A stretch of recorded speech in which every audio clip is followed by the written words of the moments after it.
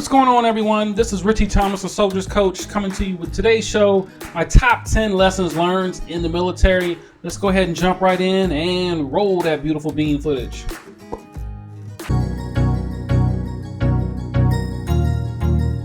That's good.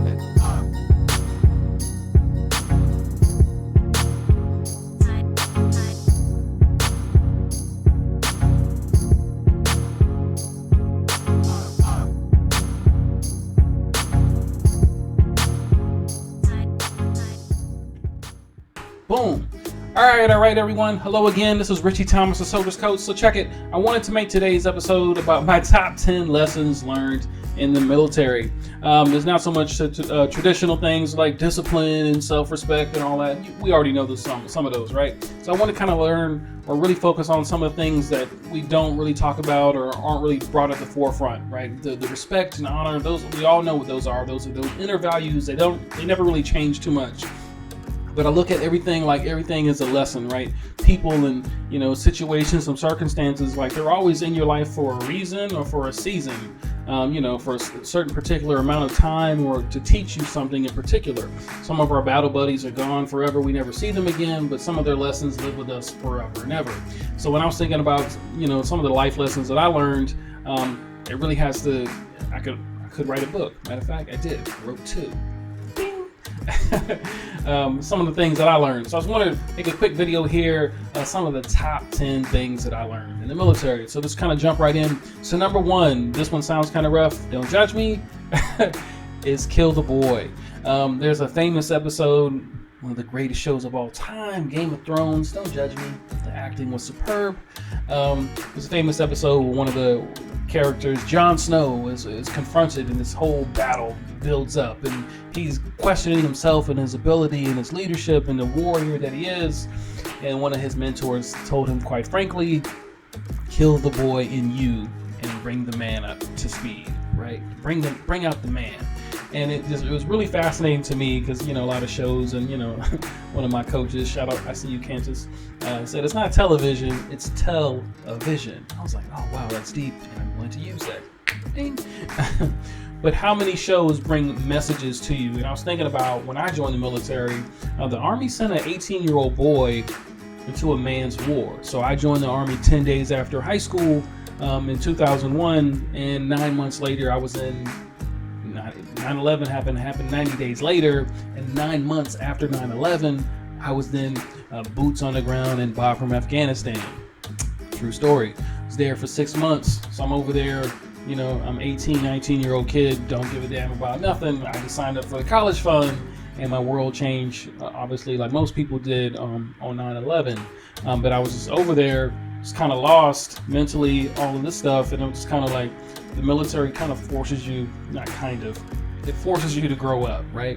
You're surrounded by grown men and women, super focused, super detailed, super disciplined, some not so much, but it forces you to kind of man up, if you will, right? Man up or woman up, with all due respect.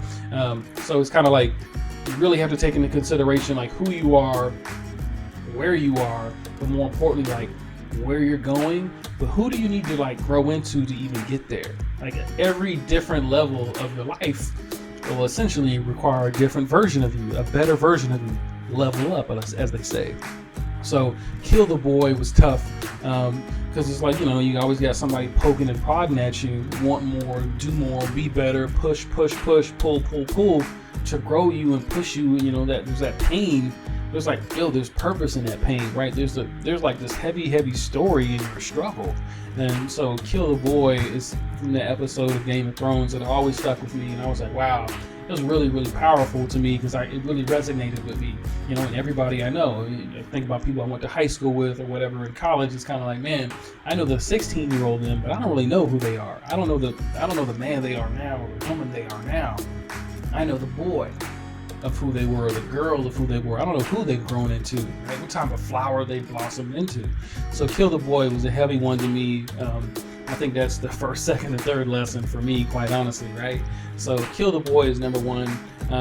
for the top lessons learned in the military. My second one, a lot of this is mental. There's always another level. I'm thinking about one of everybody's favorite motivational speakers, that boy David Goggins, the ultra marathon runner, this crazy bastard, runs a marathon on the way to a marathon, true story. You always got another level to you, right? I'm done, I'm tired, I'm exhausted.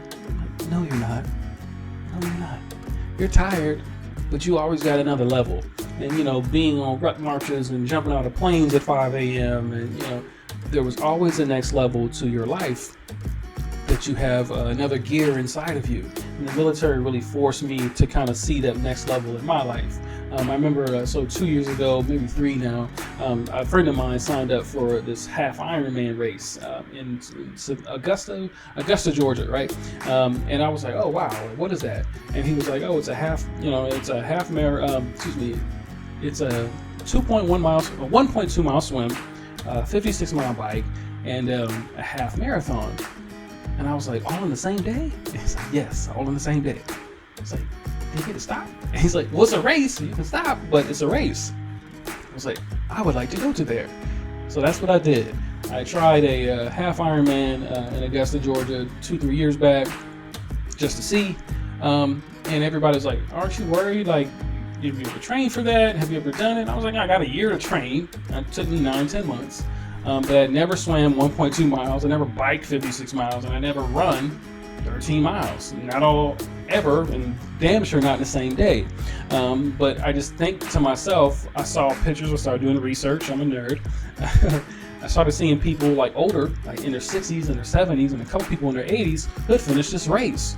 So in my head, I was like, well, I know I got another level. If I see somebody 60, 70, 80 can do it, I know I could do it. It might not be first, but I damn sure wouldn't be last. And even if I was last, I would still finish. So when I think about what I learned in the military, like the military got me through that race. It was like, there's always another level. No matter how tired and how cramped you are, like, dig deep and go. It's not a motivational, like, it's just real. Like, the fuck was I gonna do? Just stop in the middle of the race? I was exhausted, took a tea, took some Gatorade, some salt rocks, and kept it rocking. It was a mental thing, right? But I learned that in the military. Keep going, keep going, keep going. You always have another level. It's just real. Cool. So number 3, this goes back to number 1. But number 3 is okay to struggle. And quite frankly, I felt like, the first 2, 3, 4, maybe 5 years in the military, it was just like, Mike Tyson, right? Everybody's got a plan until they get punched in the face. And it just kind of felt like life constantly was just like, bow, bow, bow, bow, boom. So learning to kind of pull the pain from the purpose to the pain, if you will, or what's the story in the struggle, or turning your wounds into wisdom, that type of thing. Like learning how to deal with, like, the struggle is part of the story. And the military like forced that on you. Like, man, these barracks are shitty. You know what's worse than the barracks? The damn food in the calf. I'm like, damn, this is what we're supposed to be eating? And then you get your paycheck. I'm like, why did I sign up for this? No, for real. But I had to, learn and practice patience. And, if I was given $1 million, I couldn't necessarily handle it.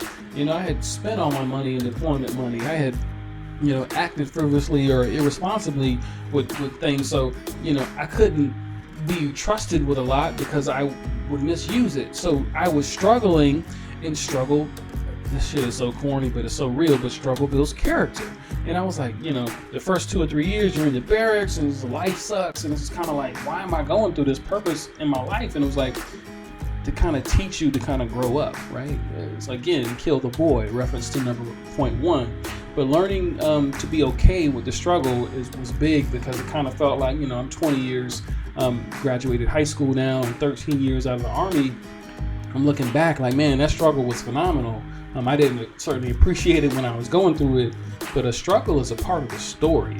And you really just, like, you can't get around it, man. If it wasn't for the darkness, you would never see the light. You would never see the stars. You would never see the moon at night if it wasn't for the dark. Again, I didn't necessarily like it when I was in it, but going back, I'm like, wow, it was okay to struggle because it taught me something, right? The people that I hated, the people that I still want to fight to this day, son of a bitch, right? They taught me something. They pushed me, right? Going back to point 2, pushed me to another level taught me how to be more patient. They taught me how to love, right? Sometimes the hardest people in the world to love are the ones who need it the most.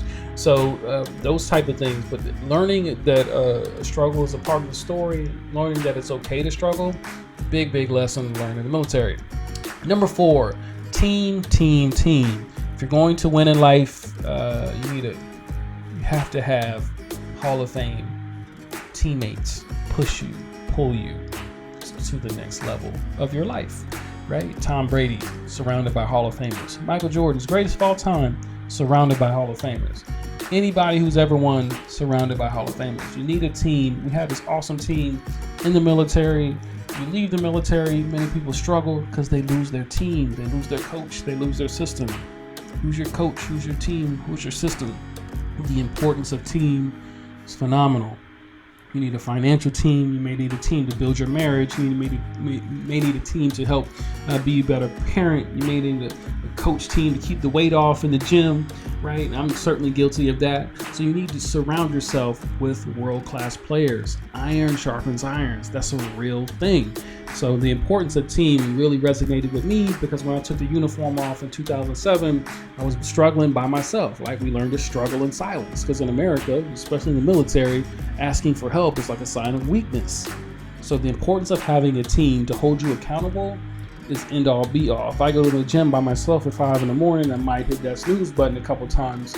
If I join a gym and I pay a guy to coach me, train me, and he's there at 5 a.m., I'm more likely to get up for that accountability. So having a team is everything, right? So who's your team once you decide to take the uniform off? Big lesson there. Point 5, number 5, already kind of gave it away. But the importance of having a coach. So again, every championship team has a Hall of Fame coach. Nick Saban, Dabo Sweeney, Urban Meyer, Phil Jackson. I mean, you name it. Anybody who's won more than one ring championship in any sport, Hall of Fame players are surrounded by Hall of Fame coaches. Who is your coach? Who is your coach? Who is your coach? Once you decide to take the uniform off. So learning the importance of having a coach in every area of your life, again, in finances, in marriage, in parenting, in physical, right? Gym, career. We focus way too much on the career piece, but you need a coach in every area of your life. Somebody who can push you to the next level, right? Can't necessarily see the picture when you're in the frame. So the importance of having a coach is really instilled in me in the military. They did a phenomenal job of surrounding you with coaches and mentors. So having a coach is everything. Cool. Number 6, presentation. This was funny in one story. I had this guy, it was E7 type, right? Sergeant First Class, and we'll just say Sergeant First Class A. So he had a horrible reputation. He was a half-ass. He wasn't good at his job. He was a great soldier, but he was a horrible at productivity, right? So he's really good at playing soldier, hard-nosed type, old school type of dude, but his work quality sucked. And I'll never forget this. He told me one time. He said, I know I'm not that good at certain things, right? We're in the IT department. And he told me, but the secret is when I walk into a room, when I walk into a building, I present myself as if I own that building. I walk into that building like I own it. I walk into that building like I own the motherfucker. And people take you serious, right? He's like, you never get a second chance at a first impression. So when I walked in there like I owned it. And it made me laugh. This dude's a clown. But I was like, but he's kind of got a point. Like, people don't really question you if you walk in there, confidence, right? When you see yourself, when you sell yourself, when you brand yourself as a leader, as an expert in business or in life, I mean, they tend to give you the benefit of the doubt. Like, you have that confidence, that swag, as they say, right?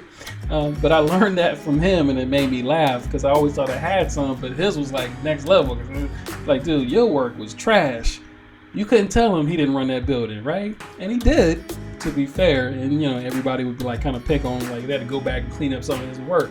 But I think it was funny. It was importance of mentally and the confidence to present yourself to the marketplace as an expert, as a leader in whatever you do.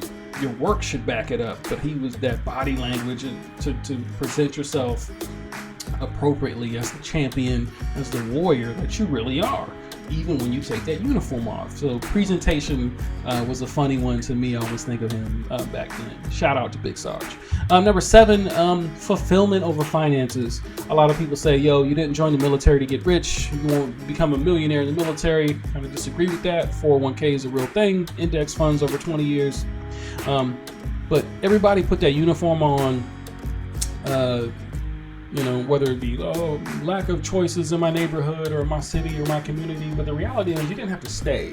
So I feel like if you wore that uniform, like, you're a hero, right? And not all heroes wear capes. So if you take that uniform off, like, to me, again, like Black Panther and Chadwick, Boseman, rest in peace. He took the Black Panther uniform off. We still saw him as our hero. Right, we still see him.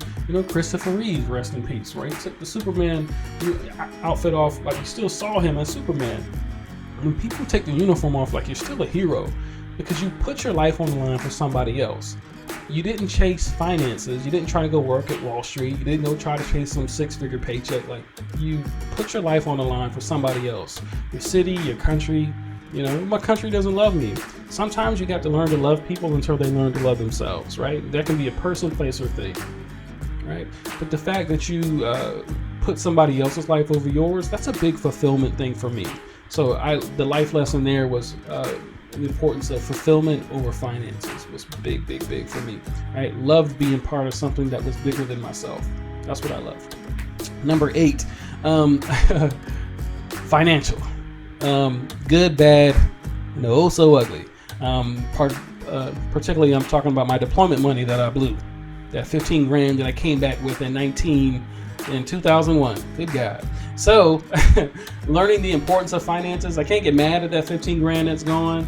I put $2,500 down on a Dodge Intrepid. I swore it was a Bentley, and I don't know where the rest of that money went after 90 days. But I look at that. That's a $15,000 lesson, right? I learned the importance of not managing money the right way, or not having enough, or only having one source of income. So the financial lessons there were abundant. You go to any deployment and you come back and the base is full of motorcycles, Dodge, now it's Dodge Chargers and Ford Mustangs, right? So the importance of kind of looking to it was like your intro level, your base level to manage your money. You see what other people were doing right, what they were doing wrong. But that was like the intro level of how to manage your finances, right? Everybody wants to secure the bag, but we're never really taught how to manage the bag.